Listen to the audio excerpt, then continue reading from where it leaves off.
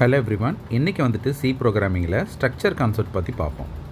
யூஸ்வலாக அரேயில் வந்து பார்த்திங்கன்னா collection of similar data type எலிமெண்ட்டை ஸ்டோர் பண்ணிக்க முடியும். அதாவது ஒரு இன்டீஜர் அரேனா நம்ம கலெக்ஷன் ஆஃப் இன்டீஜர் எலிமெண்ட்ஸ் தான் அதில் ஸ்டோர் பண்ண முடியும். ஃப்ளோட் அரேனா ஃப்ளோட் எலிமெண்ட்ஸை ஸ்டோர் பண்ண முடியும். கேரக்டர் அரேனா ஒரு ஸ்ட்ரிங்கை ஸ்டோர் பண்ண முடியும். டபுள் டைமென்ஷன் கேரக்டர் அரேனா கலெக்ஷன் ஆஃப் ஸ்ட்ரிங்ஸை ஸ்டோர் பண்ண முடியும். ஸ்பெசிஃபிக்காக பர்டிகுலர் டைப்பில் மட்டும்தான் டேட்டா எலிமெண்ட்டை ஸ்டோர் பண்ண முடியும். மல்டிபிள் டேட்டா டைப் எலிமெண்ட்டை குரூப் பண்ண முடியாது. அதுக்கு தான் வந்து பார்த்திங்கன்னா இந்த ஸ்ட்ரக்சர் கான்செப்ட்டுங்கிறது வந்திருக்கு. இது வந்து ஒரு யூசர் டிஃபைன் டேட்டா டைப்னு சொல்லுவாங்க. அப்புறம் இன்னொரு ப்ராப்ளம் அரேயில் என்ன இருக்குன்னா, அரேயோட எலிமெண்ட்டை ஆக்சஸ் பண்ணணுன்னா இண்டெக்ஸை வச்சு தான் ஆக்சஸ் பண்ண முடியும். இண்டெக்ஸ் வந்து பார்த்திங்கன்னா 0லேருந்து ஸ்டார்ட் ஆகும். அப்போது ஸ்பெசிஃபிக்காக ஒரு எலிமெண்ட்டுக்கு நம்ம ஒரு நேமிங் கொடுக்க முடியாது. அந்த ப்ராப்ளத்துக்கு எல்லாத்துக்கும் வந்து பார்த்திங்கன்னா சொல்யூஷனாக ஸ்ட்ரக்சரில் ஒவ்வொரு வேல்யூக்கும் நம்ம நேம் கொடுக்க முடியும். இப்போ லெஃப்ட் சைடில் ஸ்டூடெண்ட்டுன்னு ஒரு ஸ்ட்ரக்சர் எழுதியிருக்கேன். அதில் இன்டீஜர் டைப்பில் ஸ்டூடெண்ட் நம்பரும் கேரக்டர் அரேயில் ஸ்டூடெண்ட்டோட நேமையும் நான் வந்துட்டு ரெண்டுத்தையும் சேர்த்து குரூப் பண்ணிட்டேன். இப்போ மல்டிபிள் டிஃப்ரெண்ட் டேட்டா டைப்ஸை குரூப் பண்ணியிருக்கோமா, இன்டீஜர் ஒன்று கேரக்டர் அரே ஒன்று. இது ஸ்டூடெண்ட்டுன்னு நேம் வச்சதுனால ஸ்டூடெண்ட்டோட ரிலேட்டட் ஐட்டம்ஸ் எல்லாம் உள்ளே இருக்கா, ஸ்டூடெண்ட்டோட நம்பர், ஸ்டூடெண்ட்டோட நேம். ஒவ்வொரு டேட்டாஸ்க்கும் ஸ்பெசிஃபிக்காக நேம் இருக்கிறதுனால நம்மளால் இது ஈஸியாக வந்துட்டு இது ஸ்டூடெண்ட் நம்பர், இது ஸ்டூடெண்ட் நேம்னு ஐடென்டிஃபை பண்ண முடியுது. இந்த பிரச்சனை தான் அரேயில் இருந்துச்சு. அதை ஓவர் கம் பண்ணி தான் இப்போ நம்ம ஸ்ட்ரக்சரில் இதை இன்க்ளூட் பண்ணியிருக்கோம். இப்போ ஸ்ட்ரக்சர் எப்படி ரைட் பண்ணுறதுங்கிற சின்டாக்ஸ் கவனிங்க. ஸ்ட்ரக்ட்டுங்கிற கீவேர்டு இருக்கணும், பக்கத்தில் ஸ்ட்ரக்சரோட நேம் இருக்கணும், கீழே வந்துட்டு பார்த்திங்கன்னா டேட்டா டைப் இருக்கணும், அதுக்கப்புறம் உள்ளே இருக்கிற வேரியபிள்ஸ் எல்லாம் வந்து ஸ்ட்ரக்சர் மெம்பர்ஸ்ன்னு சொல்லணும். ஓகேவா, வேரியபிள்ஸ்ன்னு சொல்லக்கூடாது. அப்போது நான் இன்ட் எஸ் நம்பர்னு கொடுத்தேனே, அப்போ எஸ் நம்பருங்கிறது மெம்பர் 1, அப்புறம் நேம்னு கொடுத்தேனே அது வந்து மெம்பர் 2. ஸ்ட்ரக்சரில் இருக்கிற வேரியபிள்ஸ் எல்லாத்தையும் மெம்பர்ஸ்ன்னு சொல்லணும். இப்போ ஸ்ட்ரக்சரில் இருக்கிற மெம்பர்ஸ் எல்லாம் ஆக்சஸ் பண்ணணுன்னா அதுக்கு ஒரு வேரியபிள் க்ரியேட் பண்ணணும். அதை ரெண்டு விதமாக பண்ணலாம். ஃபஸ்ட்டு வே பாருங்கள், மெயின் ஃபங்க்ஷனுக்குள்ளார இந்தமாரி ஸ்ட்ரக்ட் எம்ப்ளாயி E1 E2.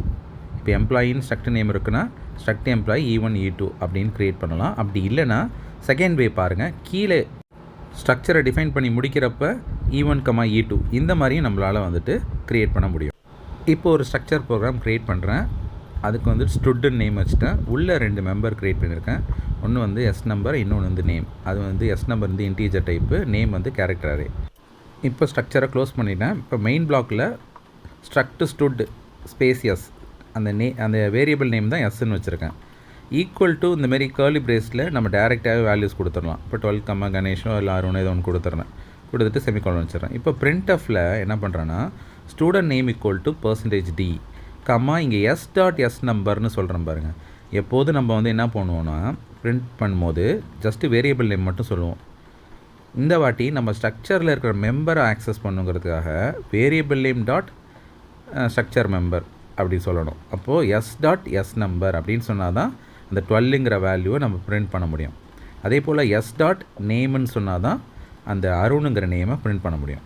இப்போ அந்த ப்ரோக்ராமை ரன் பண்ணுறேன். அவுட்புட்டை பாருங்கள். Student number equal to 12, student name equal to அருண்னு சொல்லிட்டு நம்ம ஸ்ட்ரக்சரில் டேரெக்டாக டிஃபைன் பண்ண வேல்யூஸ் இங்கே பிரிண்ட் ஆகிருக்கு.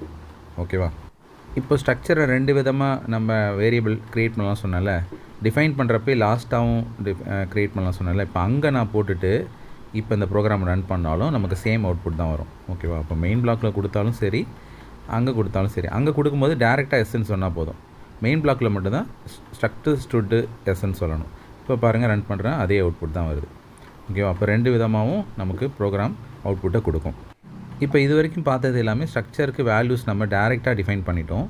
இப்போ யூசர்கிட்டேருந்து இன்புட்டாக வாங்கி அதை ஸ்ட்ரக்சருக்கு பாஸ் பண்ண பிறகு அகெயின் அதை பிரிண்ட் பண்ணி பார்ப்போம் எப்படி அவுட்புட் வருதுன்னு.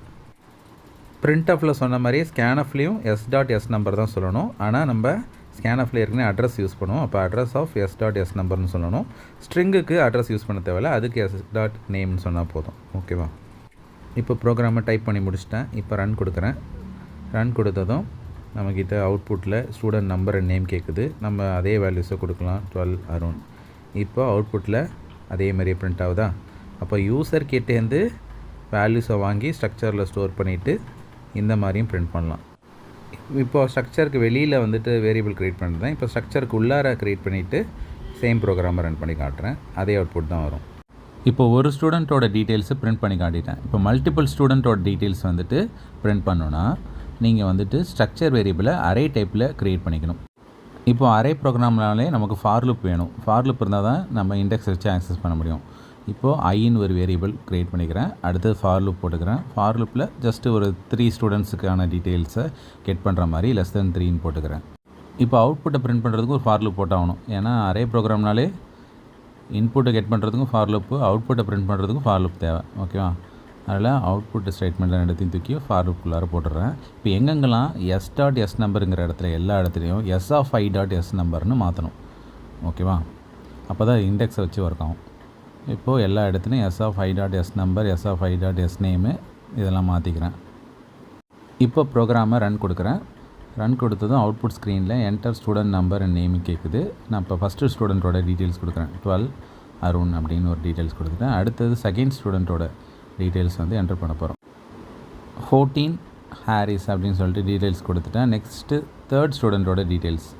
ஸ்டூடெண்ட் நம்பர் வந்து 16, நேம் வந்துட்டு ஷியாம். இப்போ என்ட்ரு கொடுத்ததும் பாருங்கள் அவுட்புட்டில் 3 ஸ்டூடெண்ட்டோட நம்பர் அண்டு நேம் 3மே பிரிண்ட் ஆகுதா?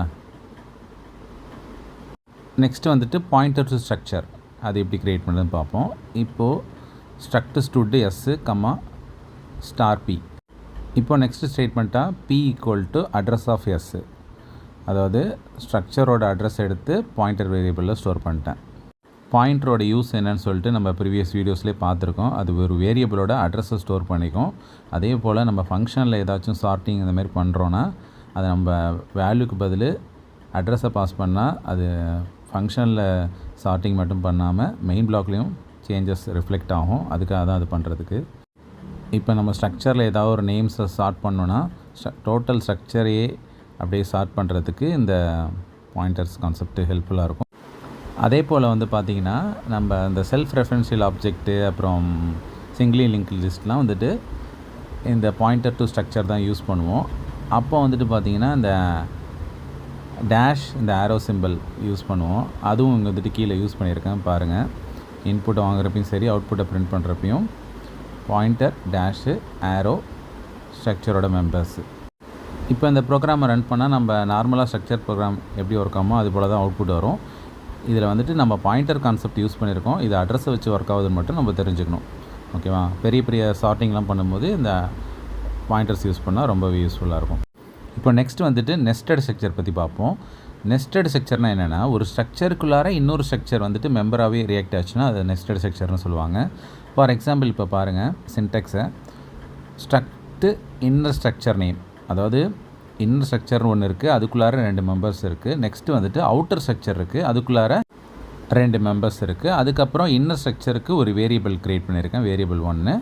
வெளியில் அவுட்டர் ஸ்ட்ரக்சருக்கு ஒரு வேரியபிள் 2ன்னு ஒரு வேரியபிள் க்ரியேட் பண்ணியிருக்கேன். ஓகேவா? இப்போ ஒரு எக்ஸாம்பிள் ப்ரோக்ராமாக அதை பார்ப்போம். நெஸ்டட் ஸ்ட்ரக்சரை இப்போ டேட்டுன்னு சொல்லிட்டு ஒரு இன்னர் ஸ்ட்ரக்சர் க்ரியேட் பண்ணுறேன். அதில் வந்துட்டு டேட் ஆஃப் பர்த்துக்கு என்னென்ன தேவைப்படும், டேட்டு, மந்த்து, இயர். அப்போ D(M(Y) இதை க்ளோஸ் பண்ணிட்டேன்னா நெக்ஸ்ட் வந்துட்டு அவுட்டர் ஸ்ட்ரக்சர் தான் ஸ்டுட்டு. இதில் ஆல்ரெடி வந்துட்டு ஸ்டூடெண்ட் நம்பர் நேம் இருக்குது. இப்போ அந்த டேட்டுக்கு ஆப்ஜெக்ட் வந்து DOPன்னு நீங்கள் க்ரியேட் பண்ணிக்கிட்டேன். ஓகேவா? இப்போது இந்த ஸ்டுட்டுக்கு ஆப்ஜெக்ட் வந்து மெயின் பிளாக்கில் க்ரியேட் பண்ணியிருக்கிறேன் எஸ்ன்னு. அதுக்கு வேல்யூ வந்து பார்த்திங்கன்னா டேரெக்டாகவே நம்ம அசைன் பண்ணிவிடுவோம்.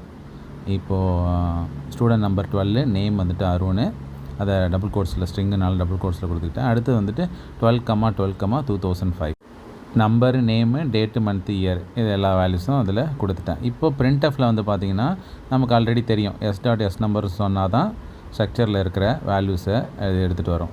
இப்போது நெஸ்டட் ஸ்ட்ரக்சர் இருக்கும்போது நெஸ்டட் ஸ்ட்ரக்சரில் இருக்கிற வேல்யூஸ் எப்படி எடுக்கணும்னா outer structure variable name dot inner structure variable name dot member name, அதாவது s.dob.dன்னு சொன்னால் தான் டேட் வரும். அடுத்தது s.dob.mன்னு சொன்னால் மந்த் வரும். அடுத்து s.dob.yன்னு சொன்னால் இயர் வரும். ஓகேவா? இப்போ செமிகோலன் வச்சுட்டேன். இப்போ அந்த ப்ரோக்ராமை ரன் பண்ணுறேன். அவுட்புட்டை பாருங்கள். கரெக்டாக வந்திருக்கா? Student number =12, name =Arun, date of பர்த்துக்கு வந்து டேட்டு, மந்த்து, இயருக்கு நடுவில் டேஷ்னு போட்டிருக்கேன். அதனால தான் 12-12-2005 வந்து.